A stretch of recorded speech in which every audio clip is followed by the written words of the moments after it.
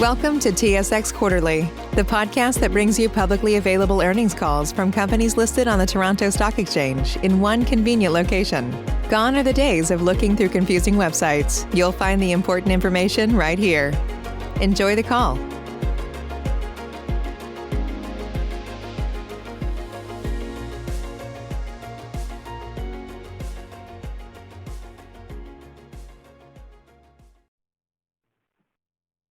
Okay, so a very good morning to everybody and welcome to IPC's third quarter results and operations update presentation. My name is Mike Nicholson. I'm the CEO of IPC. Also joining me in presenting this morning is Christophe Nergerayan, the CFO, and we also have Rebecca Gordon, who's our VP of Corporate Planning and Investor Relations.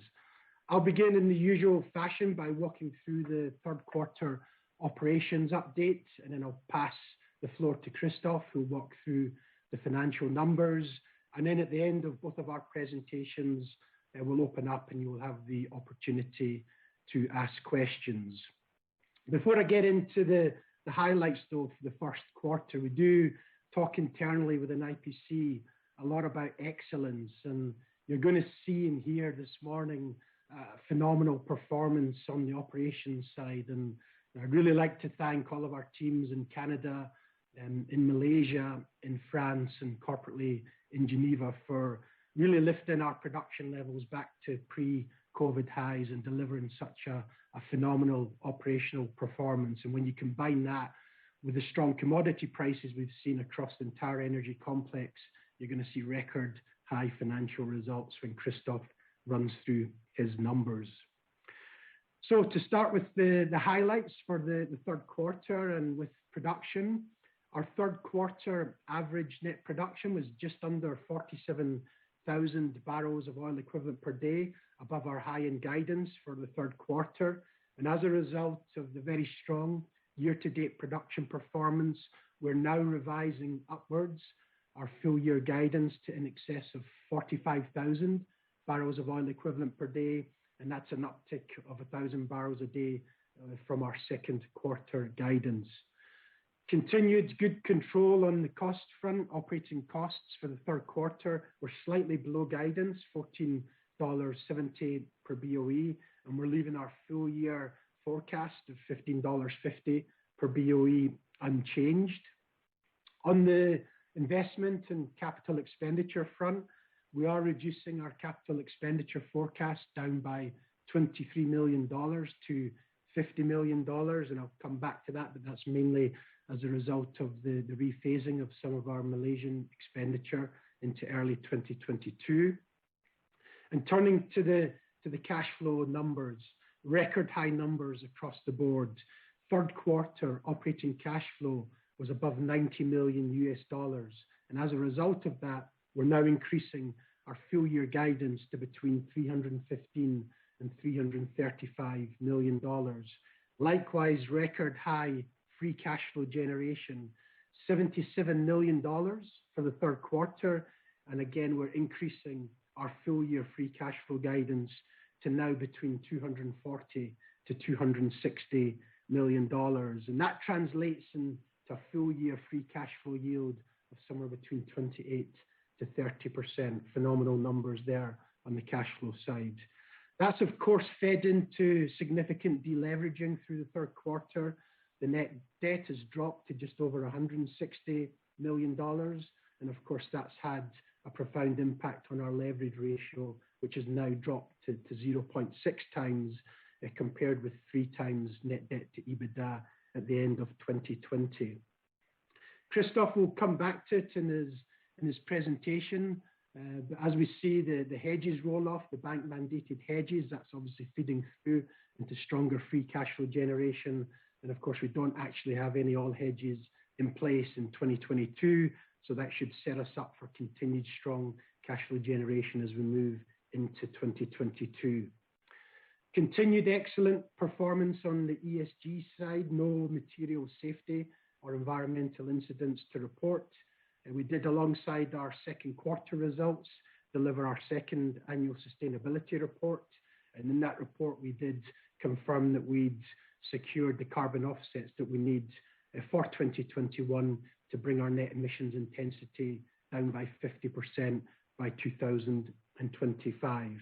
And as a result of the exceptional operational delivery and strong financial performance, very pleased to be announcing this morning that we're applying to commence our third share repurchase program since the company was spun off back in 2017. So that's the highlights. Let's start now to go through in a bit more detail the production performance. The third quarter production was 46,800 barrels of oil equivalent per day. Exceptional production performance across all of our business units. If we start with Canada, you can see from the production plot on the slides that we did take the shutdown at Onion Lake Thermal during the second quarter. That was to set us up for our Onion Lake Thermal D prime pads. That's been brought on stream and has been ramped up ahead of schedule and is delivering above our forecast expectations. So a really good start from the Onion Lake Thermal team. And during the fourth quarter, we're making good progress with our 5-well infill campaign. Don't really expect much production contribution during 2021, but that will add some production growth as we move into early 2022. On the international assets, again, continued strong production in Malaysia and in France. In Bertam, we did complete the shutdown during the second and third quarter. And that was to set us up for the infill sidetrack drilling campaign on our A15 well in our Bertam field. That shutdown was completed ahead of schedule, and we're on track to commence drilling operations in the fourth quarter with a production startup early in the new year. I'll come back and give a bit more color on that later in the presentation. But if we look at that strong third quarter production performance, that's allowed us to now raise our full year guidance to in excess of 45,000 barrels of oil equivalent per day, up from our Q2 guidance of 44,000 barrels of oil equivalent per day. And if you look at the chart on the bottom of the page, you can see that this is our third quarter in succession of delivering our production above the high end of our guidance estimates. So again, huge congratulations to all of our teams for delivering such a solid performance. And we've seen production recover to pre-COVID highs, which is no mean achievement. Turning now to operating cash flow. Operating cash flow for the first 9 months was $226 million. That's on the back of an average Brent price of $68 per barrel. So in the first 9 months, we've been able to generate more than our original CMD high case forecast of $220 million, which was assuming a Brent oil price of $65 per barrel. The reason we've been able to deliver such strong cash flow generation is a combination of that higher production performance, better Canadian crude price differentials, and stronger Canadian gas prices. And that causes us now to increase our full year guidance for operating cash flow to now between $315 and $335 million, assuming a $75 to $85 average Brent price through the fourth quarter. Capital expenditure, as I mentioned in the highlights, we have reduced our full year capital expenditure forecast by $23 million to $50 million. That's just due to the latest estimates of when the rig is expected to arrive in early December on our Bertam field location. So the majority of that drilling expenditure is now rephased into 2022. So full year CapEx expenditure forecast now of $50 million. When we combine that strong operating cash flow and a relatively light capital expenditure budget, you're seeing record high free cash flow generation for the company forecast for the full year 2021. For the first 9 months alone, we've generated more than $20 million above our original CMD high forecast, $176 million for the first 9 months. And when we look forward for the fourth quarter, we're significantly increasing our full year free cash flow guidance, now up to between $240 to $260 million between $75 and $85 Brent, up from $195 million for the full year that we announced alongside our second quarter results. And when you look at IPC's closing market capitalization at the end of last week, that translates into very attractive 28 to 30% free cash flow yield for the full year. And if we just put that free cash flow yield in context with the rest of the global integrated E&P industry, it compares extremely favorably.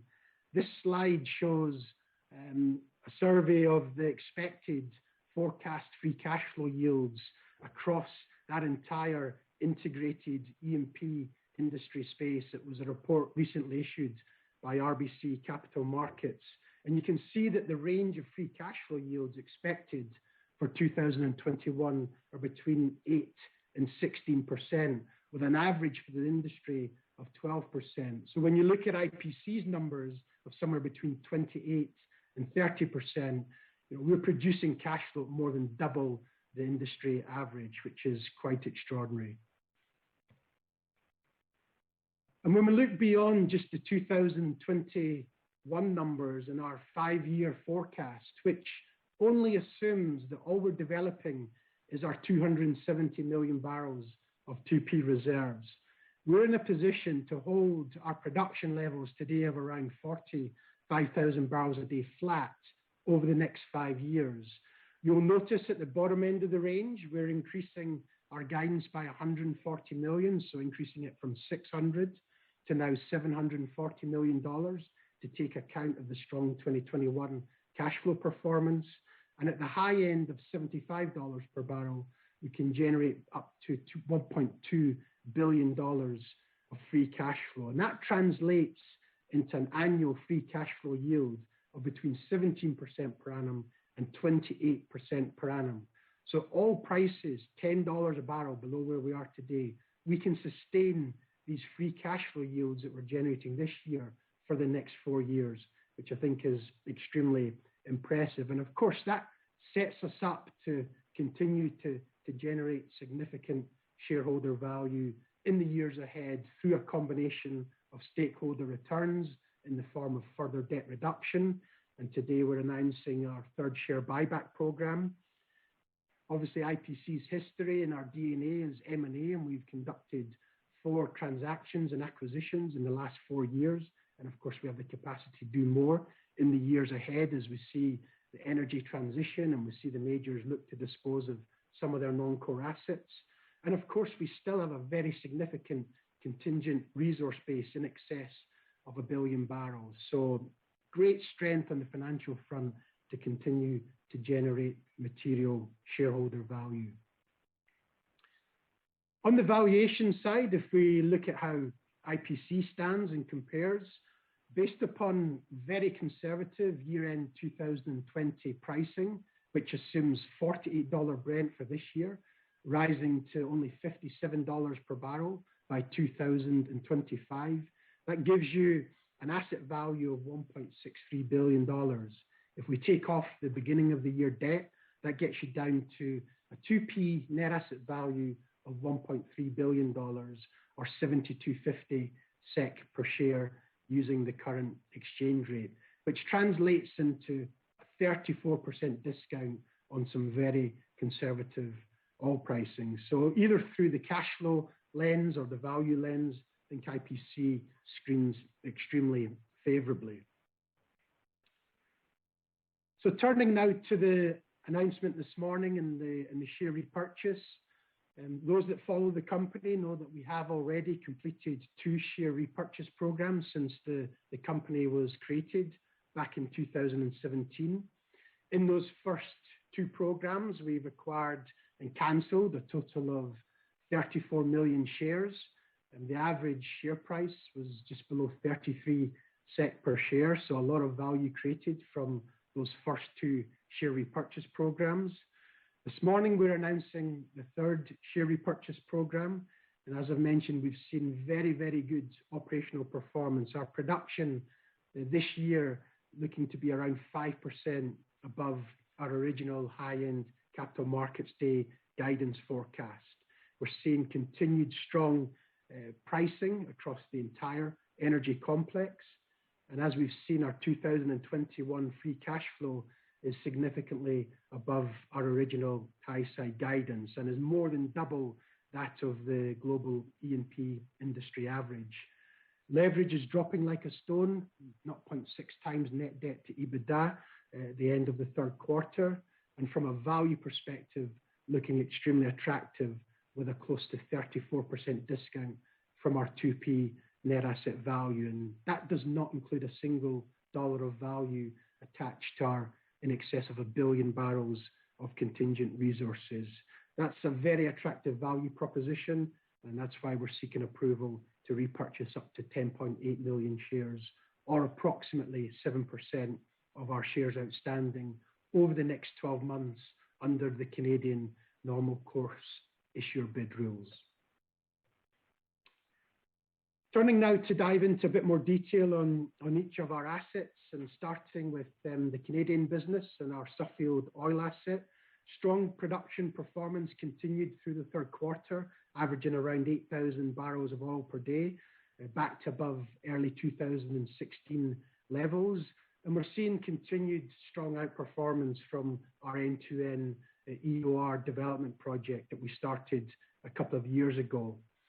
Don't have any major capital activities planned this year, but what we do still have a significant drilling inventory ready for execution that's likely to feature in our 2022 drilling programs. This year, focus was really on end-to-end well conversions and some optimization work on our South Gibson field to keep those production levels relatively stable through the year.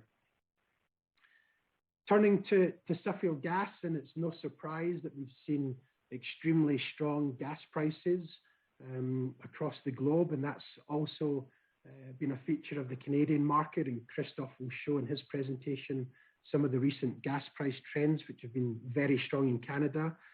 Our Suffield gas asset continues to generate very strong cash flow. We aren't investing any capital in 2021. We haven't drilled a new well since we took over operatorship. But what we can do, and you can see from the chart on the bottom left-hand side of this slide, is be very active on our optimization front. And since we've taken operatorship of this asset, we've close to doubled the amount of swabbing activity, and that's allowed us to keep that gas production relatively flat and offset those natural declines in our Canadian Suffield gas business. So great job done by the teams on the ground with very minimal capital there. Turning to our Onion Lake thermal asset, you can see on the production slide that we successfully completed our planned shutdown and turnaround during May. That was to allow us to tie in our new D-Prime well pad. That D-Prime well pad was completed and brought online ahead of schedule in the third quarter, and we expect that to ramp up and add production in excess of 1,500 barrels of oil per day on plateau. The rig's now moved, and we are in the midst of our 5-well infill drilling campaign, which is due to complete before the end of the fourth quarter. The wells are drilled, and we're just working on the completion and the tie-in, and we should see the production impact start to really ramp up during the first quarter of next year. So really good performance by the team in delivering the shutdown, getting D-Prime on stream, and making great progress on our 5-well infill drilling program.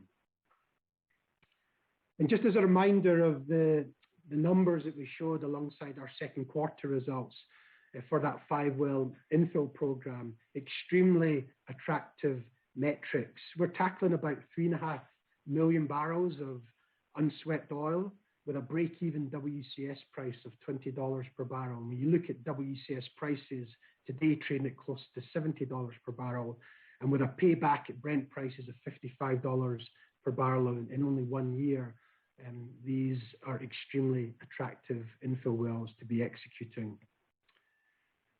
Turning to our Ferguson asset in Canada, minimal investment activity during this year. We have done some gas injection and repressurization work through some low-cost, effective well conversions.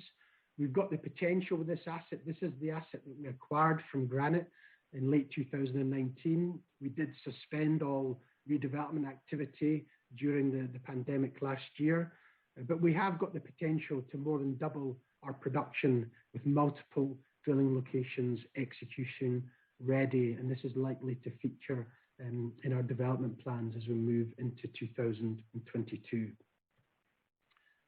On the conventional side, our John Lake and Onion Lake primary has been ramped up with the very strong Canadian pricing environment that we've seen. Likewise, with our Mooney asset, we're also ramping up production that we started in the second quarter, again with the strong Canadian crude pricing.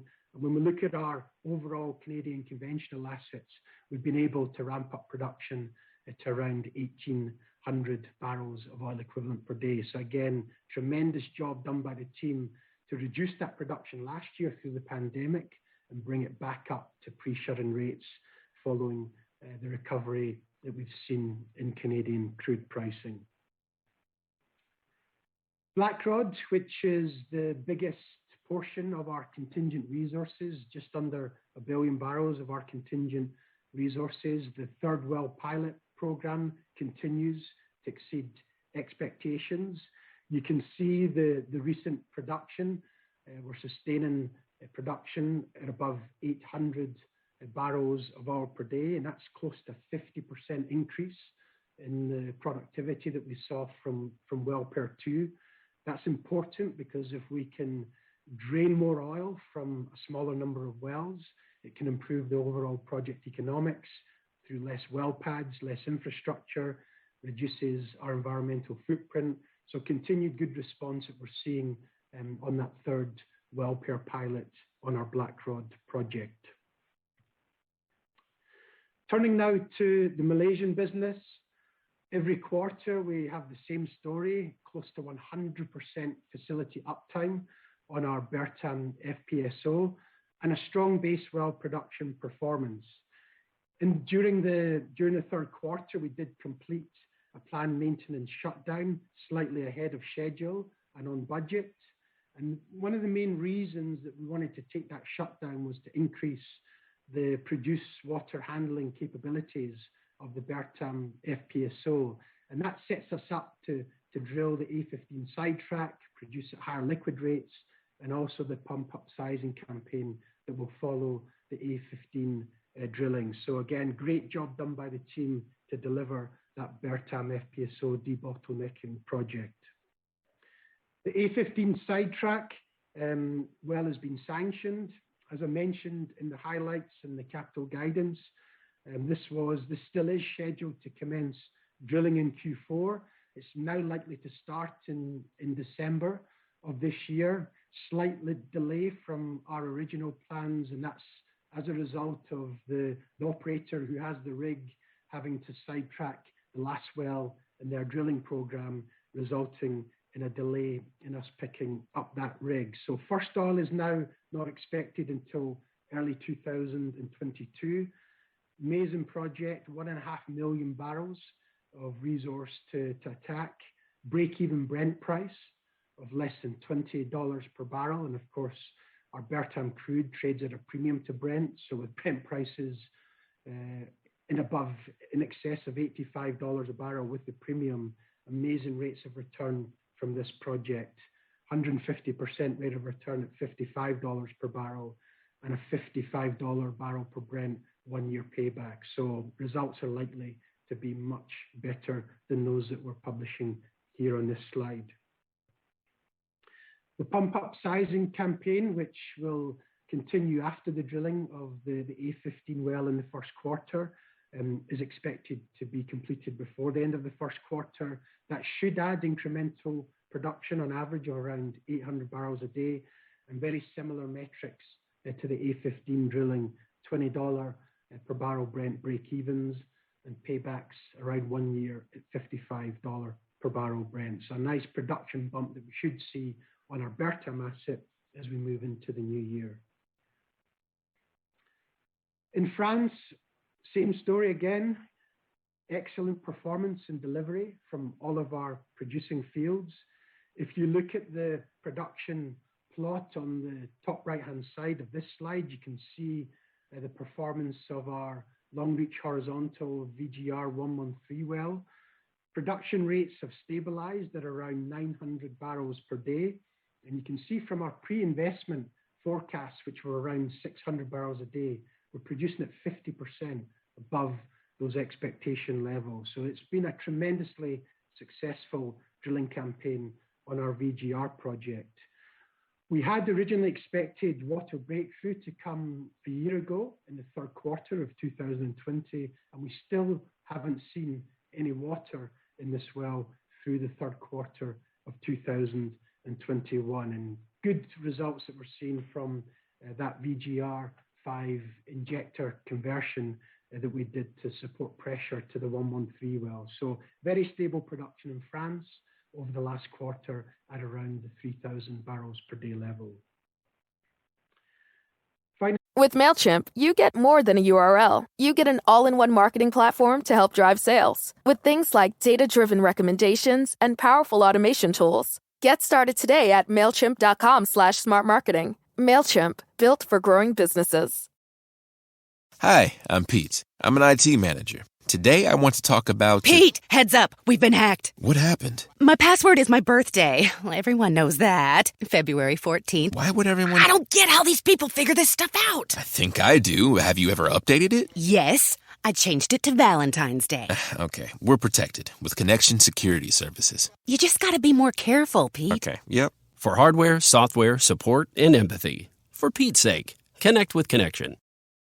On sustainability and ESG, alongside our second quarter results, we did publish our second sustainability report. We conducted a materiality assessment earlier this year, which means that the report just issued is fully GRI compliant.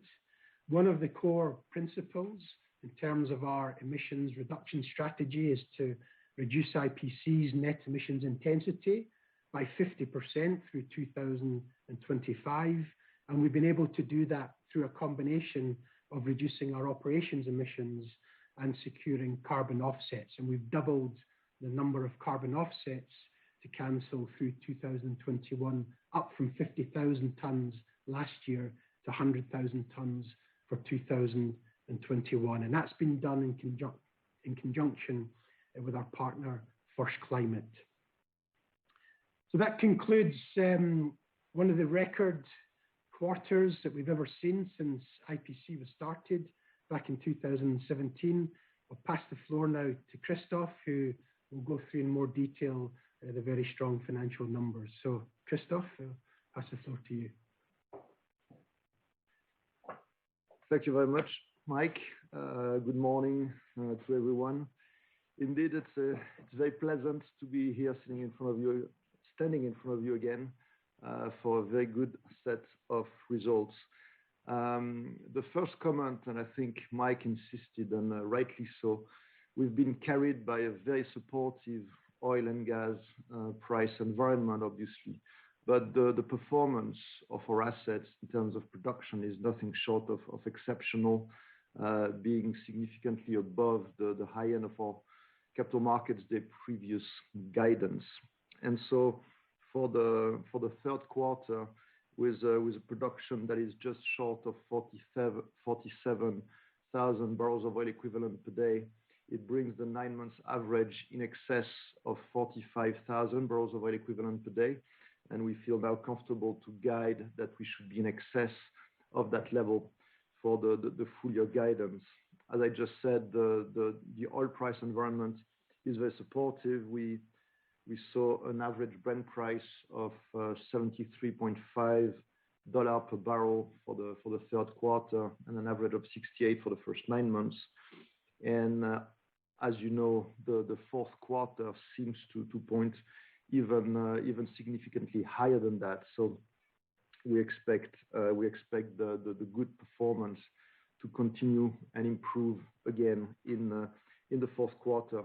Operating costs have been remain under control, and I've been a bit lower in this third quarter at $14.7 per BOE, lower than the previous 2 quarters, and that's a direct reflection of the higher production during this quarter. Operating cash flows and EBITDA for this quarter are around $90 million, giving the full first 9 months operating cash flow, which, as you know, are the revenues less OPEC, less cash taxes, in excess of $225 million.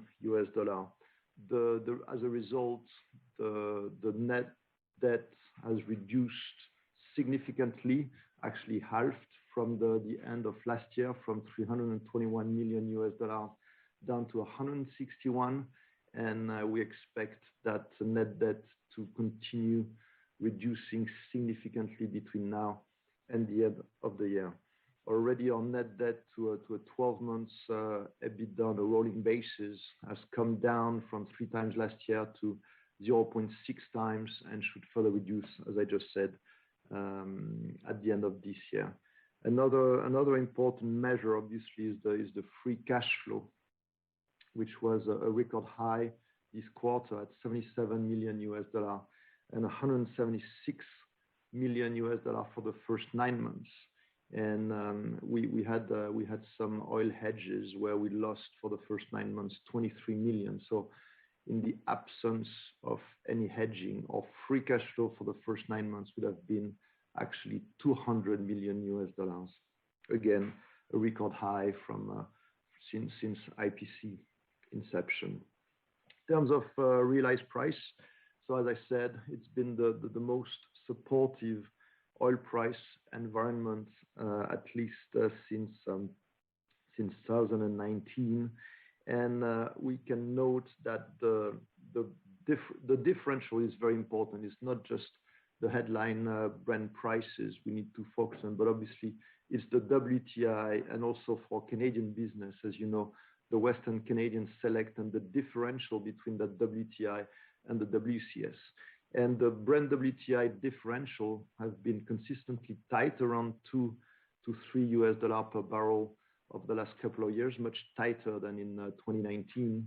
And the very important point is that the WTI WCS differential has been constantly tight, around $12 to $13 per barrel over the last 2 years. So it's really an important factor, because you see that over the last 2 years, the WTI has considerably increased, but the differential has remained at the same level. So obviously, our realized prices have considerably improved over the last 18 months. In Malaysia, we consistently sell above Brent price. So our realized prices for the first 9 months are $2 above the Brent level, but I'm happy to report that the market continues to pick up, and we see that premium significantly increasing again in Malaysia. In France, we tend to sell just on par with Brent, and that is the case for the first 9 months at just above 60 cents above the Brent price for the first 9 months. And in terms of the WTI, so it averaged 52.5, but as we speak, we are much closer. We're in between 68 and $70 for the WCS. So you can expect a even much stronger realized price for Canadian oil production in the fourth quarter. Looking at the gas prices now, it's since the logistical issues that the gas network faced in 2019 in Alberta. So that was fixed at the end of 2019. And so you can see on that graph that there's a very strong correlation between the US Henry Hub gas price in dollar per MMBTU and the IPCO, which is the Alberta reference gas price in Canadian dollar per MCF. And it may not be exact on a day-by-day basis, but over a week or a couple of weeks, the correlation is extremely strong, and this is what you see on this graph with the blue line. In terms of realized price, and you can see that going ahead, the Henry Hub continues to increase, and so does the AECO gas price. So again, even more constructive gas price heading into Q4. Not to mention that on average you can sell the AECO gas price in excess of $4 for the entire year next year, 2022. Looking at the realized price for the third quarter, so we realized 3.72 Canadian dollar per MCF. That was the best performance in the third quarter ever, and close to the highest for IPC. Looking now at our operating cash flows and EBITDA, I mean, as much as 2020 was difficult, what 12 months make, and it's very nice actually to be comparing our performance, our financial performance in 2021 compared to last year. You can see that IPC assets and portfolio of assets are extremely torquey to the oil price, and in a much higher oil price environment, the financial results and the torque is phenomenal to that upside. So I won't dwell on the numbers again, but just mention that for the first 9 months in this year, the EBITDA and operating cash flow are both in excess of $220 million. In terms of OPEX, you can see a reduction this quarter, which was mainly driven by an increased production, close to 47,000 barrels of oil equivalent per day. We're maintaining our full year guidance at 15.5, but it's fair to say it's probably on the conservative side, and we expect to be better than that for the full year, depending on where the production stands for the fourth quarter. But it's looking good so far. In terms of netback, happy to report that our operating cash flow and EBITDA on the US dollar per barrels of oil equivalent basis for the third quarter was $7 to $8 higher than the high case we previously guided at our capital markets day. So a really strong performance, and you realize that because there's a very low level of cash taxes. We basically only pay cash taxes in France because we have lots of tax losses brought forward. We benefit almost directly to the bottom line of all the increased oil and gas prices. Looking at the cash flows, the operating cash flow, and how that contributed to the net debt reduction I mentioned, the net debt halved in 9 months. We went from a net debt of $321 million at the end of last year down to 161 at the end of September. The trend is expected to continue, obviously, in the fourth quarter, and it's good to see that G&A, OPEX are under control. The operating cash flow has increased significantly, so did the net debt reduction as a consequence. Just talked about OPEX. In terms of G&A, they remain flat and under control as well, and in line with the previous years. So we're managing to maintain low and essentially flat G&A costs year and quarter on quarter. In terms of the financial items, it's important to focus on the cash items there, and you can see as a consequence, obviously, of the debt reduction, the cash interest expenses and related loan fees are reducing in the same proportion. Looking at the financial results, so we generated over the first 9 months in excess of $450 million. So that drove that generated a cash margin of just shy of $230 million, gross profit of 131, and the first 9 months net results are just shy of $80 million. Looking at the balance sheet, you can see that we've had, as you know, and as Mike mentioned, a reasonably light investment capex this year. So the depletion of our assets was higher than our capex, showing a reduction in the value of our oil and gas properties.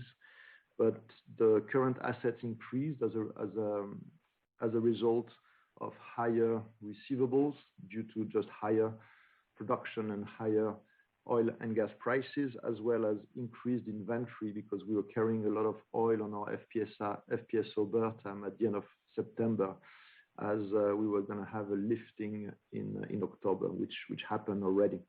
On the liability front, the obvious point to note is the reduction in financial liabilities, which we've described already.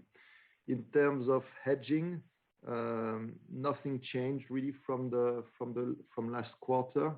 So we are not hedging any oil from our Malaysian and French operations. We have a very, very low leverage there and a reasonable low capex program, and that capex program has a very quick payback. So we didn't feel like we had to do any hedging there. In Canada, we had roughly 40% of our oil production hedged for the second half this year. At this stage, we've not put in place any oil hedges for 2022, given the very strong market dynamics there. Our expected manageable capex program for 2022, which we will disclose to the market at our Capital Markets Day next February. And so we fully benefit from the potential upside at this stage for 2022. In terms of gas, so we've hedged roughly 20% of our gas production for the next year's first 9 months.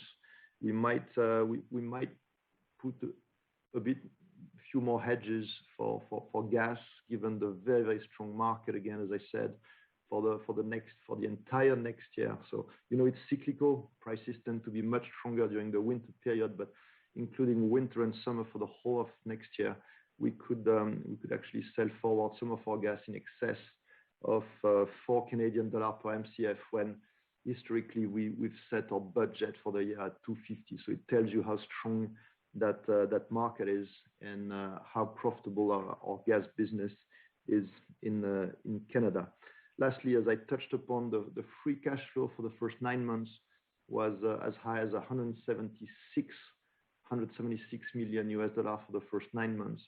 Had we not hedged anything in 2021 so far, the free cash flow would actually have been $200 million, because we had $23 million of hedging losses. But we're obviously happy where we stand and expect to post another good quarter the next quarter in terms of free cash flow. So I will let Mike conclude. Thank you very much. Thank you very much, Christophe, and we can all agree it's been a phenomenal set of numbers delivered during the third quarter. So just to come back and conclude again with the highlights for the third quarter of 2021, it's been an extraordinary operational delivery across all the business units. Production for the third quarter above high-end guidance, just under 47,000 barrels of oil equivalent per day. Increasing guidance again, now to above 45,000 barrels of oil equivalent per day for the full year. As Christophe alluded to, below guidance OPEX during the third quarter, and probably a relatively conservative 1550 forecast retained for the full year. And the capital expenditure program now expected to be $50 million with some rephasing of our Malaysian capex into early next year. Eye-watering cash flow numbers, $91 million of OCF for the third quarter, a record for the company, allowing us to uplift our guidance for the full year to $315 to $335 million. Free cash flow in just one quarter of $77 million, again leading to an uplift on our full year numbers up to $240 to $260 million. And as Christophe mentioned, if we didn't have any hedges in place for this year, we would have been heading more towards the $300 million level. That represents on those forecasts a full year free cash flow yield of between 28 to 30%, which is more than double the global E&P industry average. Net debt's dropping like a stone, just over $160 million by the end of the third quarter, and leverage is down to 0.6 times relative to 3 times at the year end. And as Christophe mentioned, the fact that we have not got any oil hedges in place for next year means that like for like, the cash flow generation capacity of the assets should be stronger as we move into 2022. ESG side, no material safety or environmental incidents.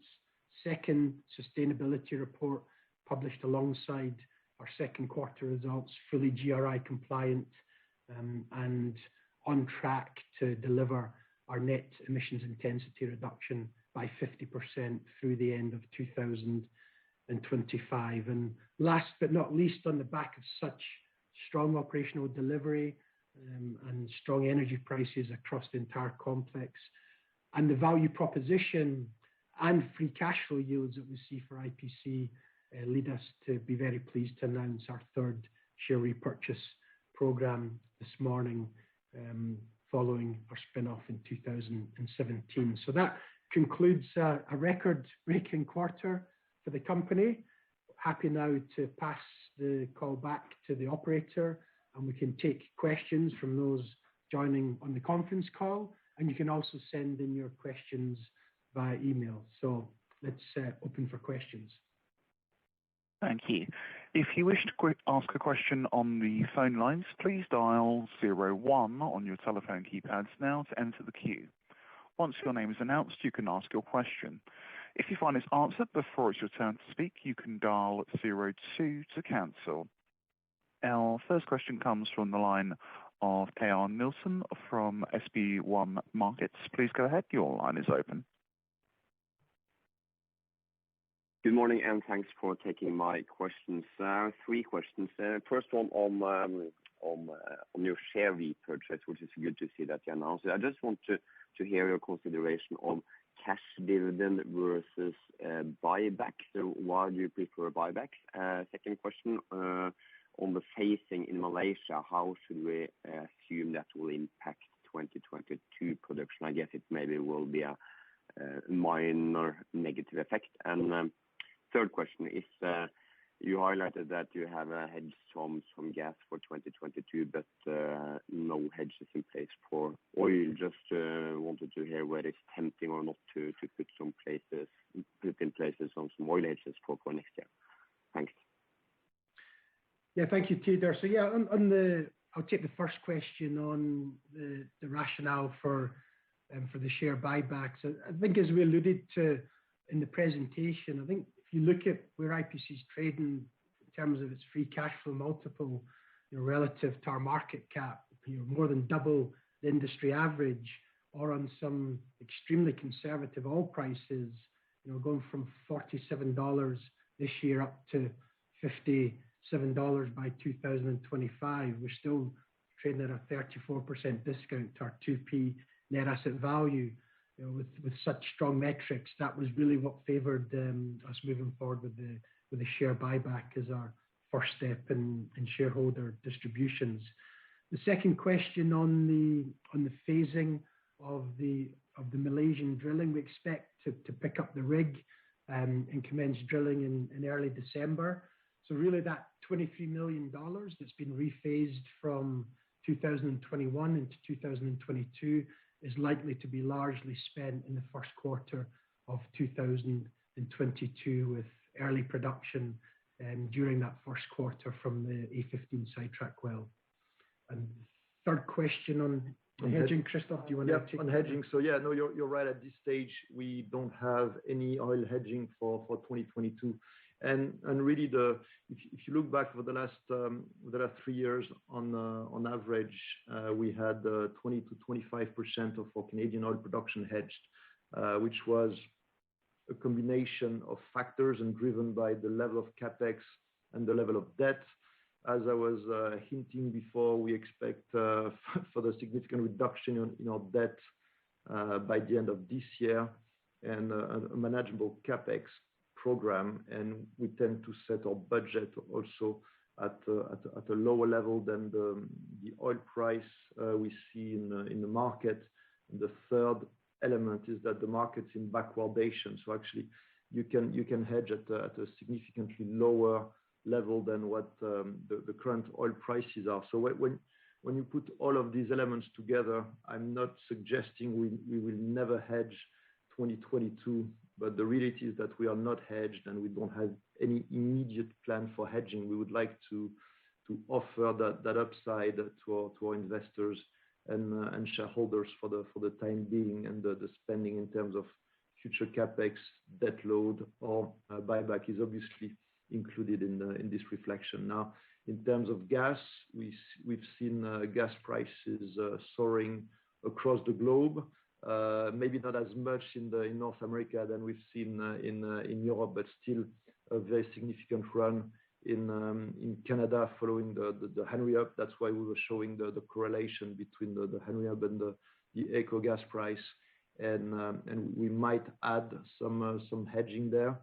We've hedged already 20%, and we expect another good year in 2022 based on what the foreign market suggests. Okay, thank you. That's clear, and congrats with strong results. That's all from me. Thank you. Thanks, Theodore. Thanks. Thank you. Once again, if there is any further questions, please dial 01 on your telephone keypads now.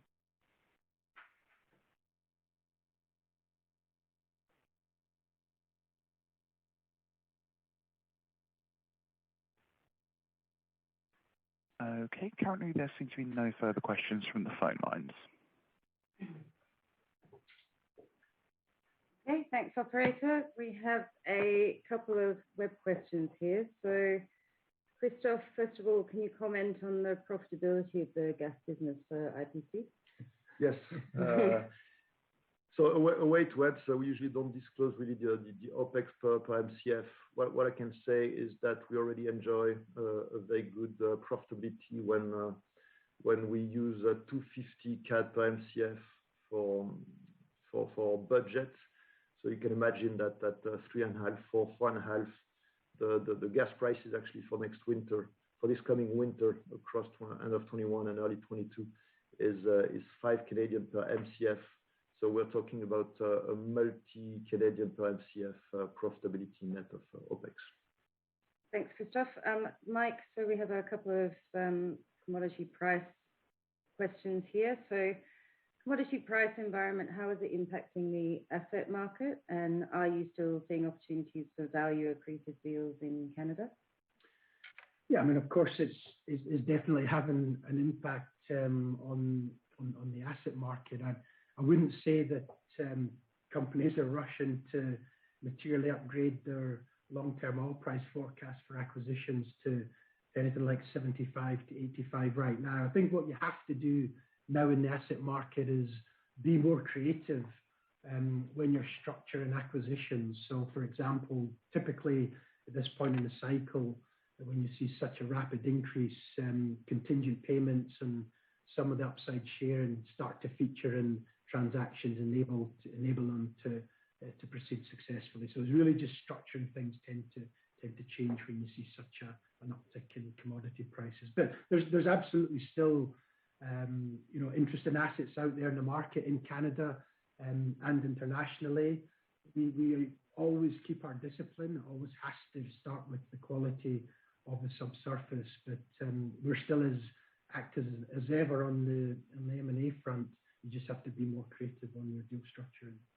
Okay, thank you. And then thinking about 2022 in particular, are you looking to dividends and buybacks as a solution to squeeze that differential between the market cap and NAV?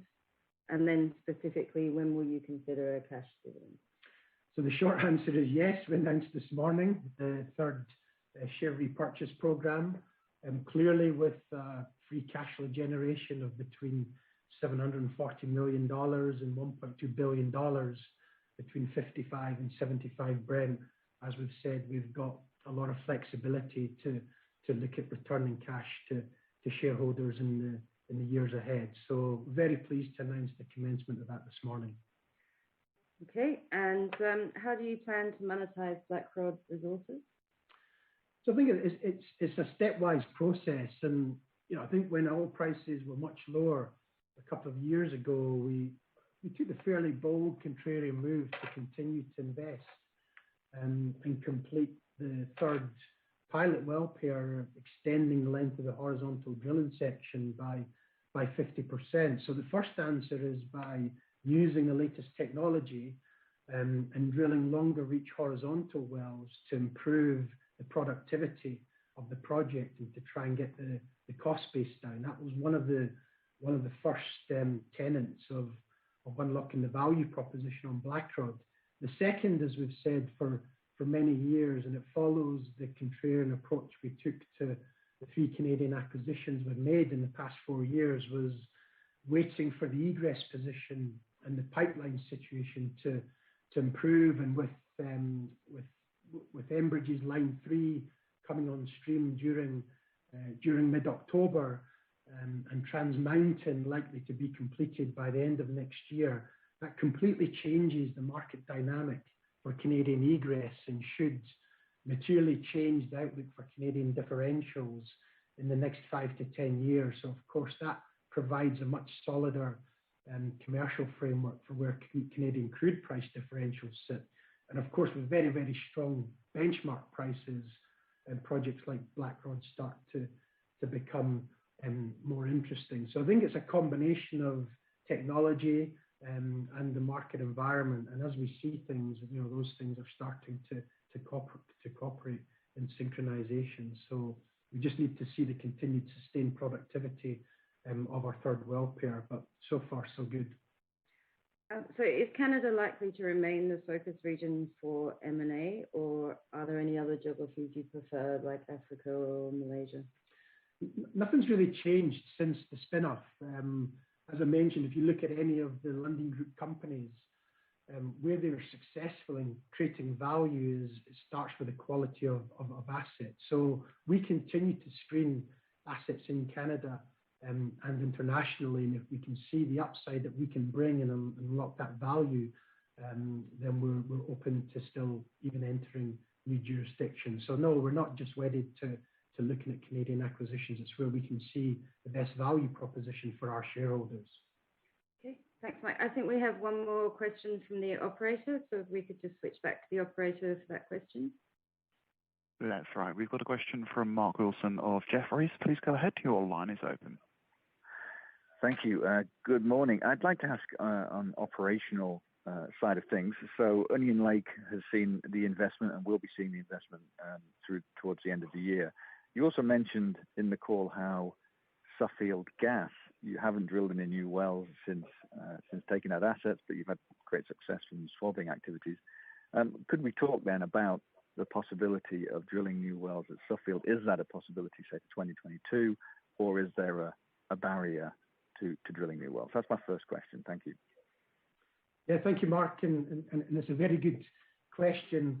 The short answer is we do have a material inventory of new gas wells, and in our contingent resources, we've got about 2,500 locations booked, which is about 30 million BOEs of our contingent resource base.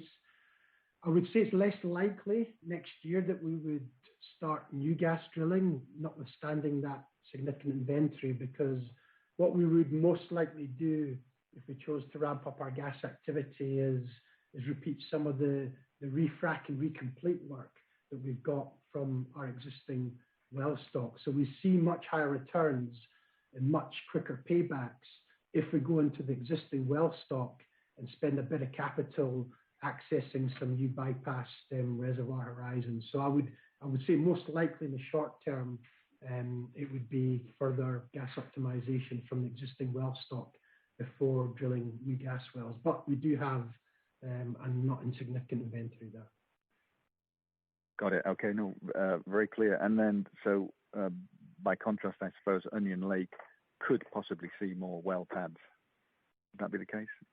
Absolutely. I mean, if you look at our 2P reserves in Onion Lake, I think are around 160, 170 million barrels, and the current facility, we can keep those production levels relatively stable for the next 20 plus years by just drilling new well pads. So absolutely, you're likely to see continued investment in new well pads in the years ahead.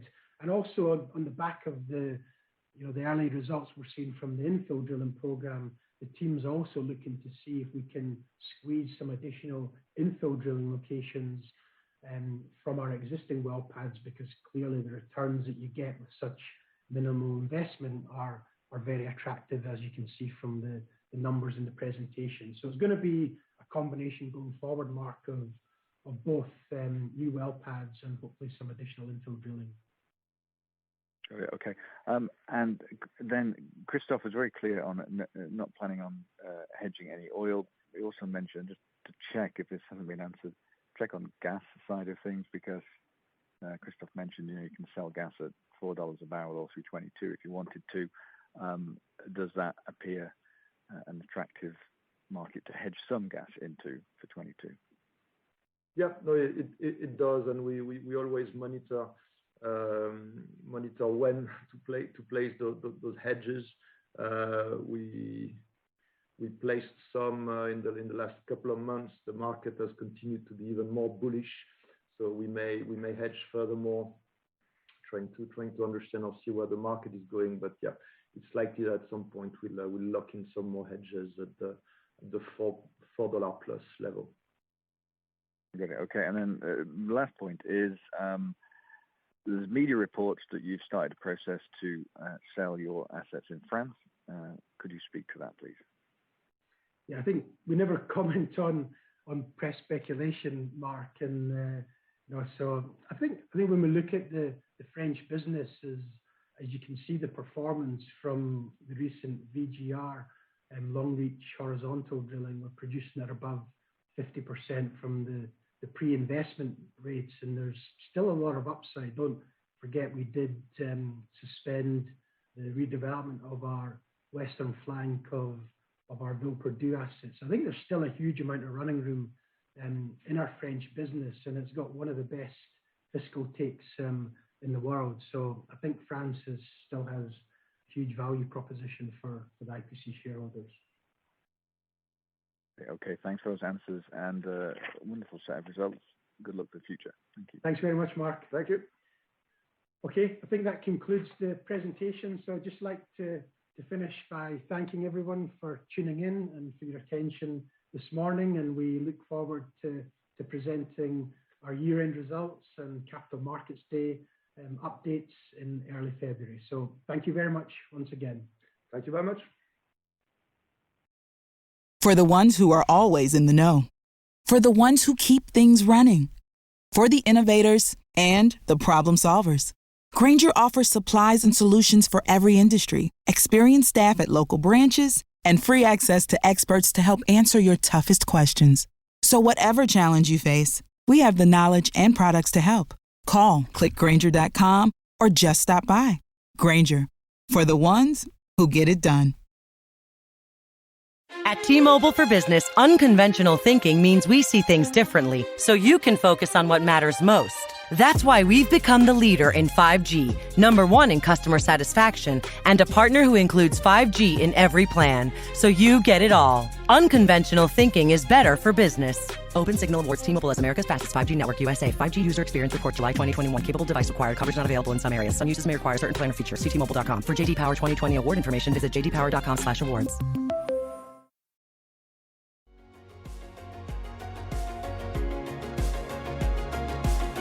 Thank you for listening to TSX Quarterly. If you enjoyed the cast, remember to leave a good rating.